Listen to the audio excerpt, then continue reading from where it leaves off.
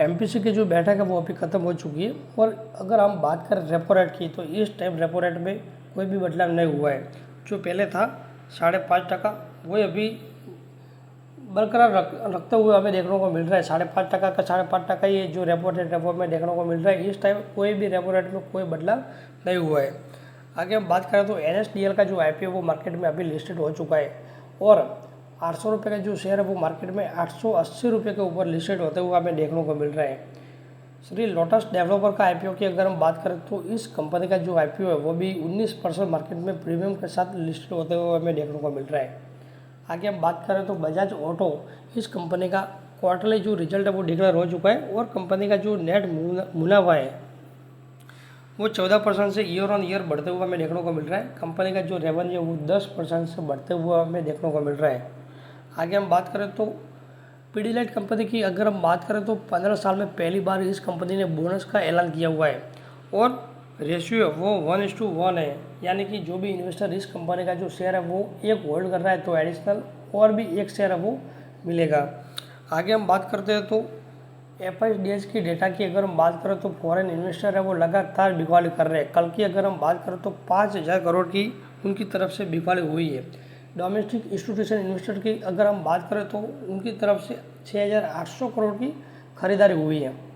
जो भले ही foreign investor है वो लगातार बिकवाली कर रहे हैं, लेकिन हमारी अगर मैं बात करूँ डोमेस्टिक इंस्टीट्यूशन इन्वेस्टर की अगर हम बात करें तो वो उनकी तरफ से अच्छी खरीदारी भी मार्केट में हो रही है और उनको पावर जो मिल रहा है वो रिटेल इन्वेस्टर की अगर हम बात करें तो उनकी तरफ से मिल रहा है, क्योंकि वो म्यूचुअल फंड के थ्रू मार्केट में बहुत ही अच्छा जो पैसा है वो लगाते जा रहे हैं। अभी आपको पता होगा पहले म्यूचुअल फंड में इतना पैसा नहीं आ रहा था, लेकिन अभी जो म्यूचुअल फंड में वो भी पैसा हर महीने बढ़ता जा रहा है। और उधर से अगर हम बात करें तो ये जो पावर मिल रहा है वो रिटेल इन्वेस्टर की अगर हम बात करें तो वो DH की हाथ है वो मजबूत कर रहे हैं और इसीलिए तो ये DH की अगर हम बात करें तो वो लगातार मार्केट में खरीदारी करते जा रहे हैं। तो इसीलिए तो मार्केट की अगर हम बात करें तो वो अभी मतलब जो लेवल पे खड़ा है वो मतलब इतना आपको पता होगा कि मार्केट में इतना ज़्यादा करेक्शन हमें देखने को नहीं मिल रहा है। भले ही वो फॉरेन इन्वेस्टर है वो लगातार बिकवाली कर रहे हैं।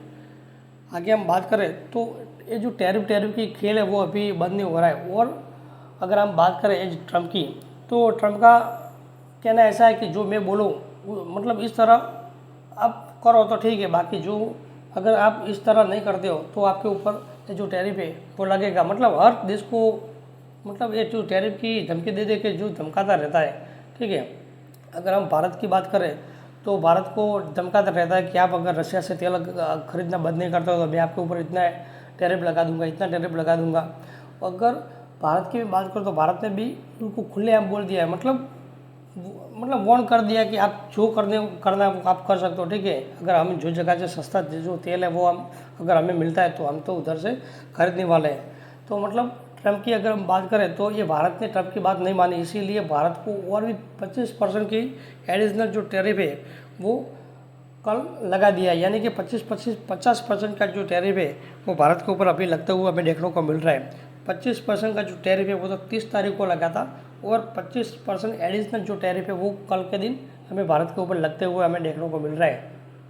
आगे मैं बात करूँ तो मतलब ट्रम्प का कहना ऐसा है कि भारत क्या कर रहा है, वो कच्चा तेल है वो रशिया से सस्ता खरीद रहा है और बाकी का देश में वो रिफाइन करके मोटा मतलब बेच रहा है और मोटा पैसा कमा रहा है। तो इसीलिए हम भारत के ऊपर और भी 25% का जो टैरिफ है वो लगाया है। लेकिन कुछ भी वो ट्रम्प है वो बोलता रहता है, मतलब अलग अलग उसका जो बयान है वो देता रहता है। कभी बोलता है कि मतलब तेल खरीदना बंद कर दो, कभी बोलता है वो भारत है वो रशिया से तेल खरीद रहा है और रशिया है उनको फंड मिलता रहता है और रशिया वो यूक्रेन के ऊपर वार करता रहता है। इसीलिए उधर की जो जनता है वो यूक्रेन की वो आम जनता मर रही है और इसकी चिंता भारत को कुछ नहीं है।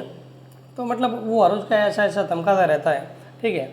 और भारत में की मैं बात करूँ तो भारत में भी वो ट्रम्प की धमकी से वो कोई डरने वाला है नहीं है।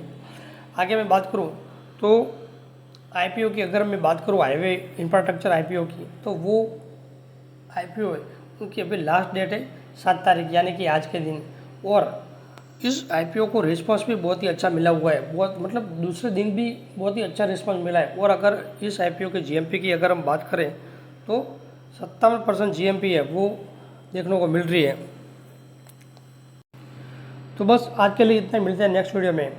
और ये वीडियो आपको पसंद आता है तो वीडियो को लाइक कीजिए, शेयर कीजिए और आप चाहे तो चैनल को सब्सक्राइब करके भी रख सकते हो ताकि आपको रोज़ की मार्केट के रिलेटिव जो इन्फॉर्मेशन है वो मिल सके।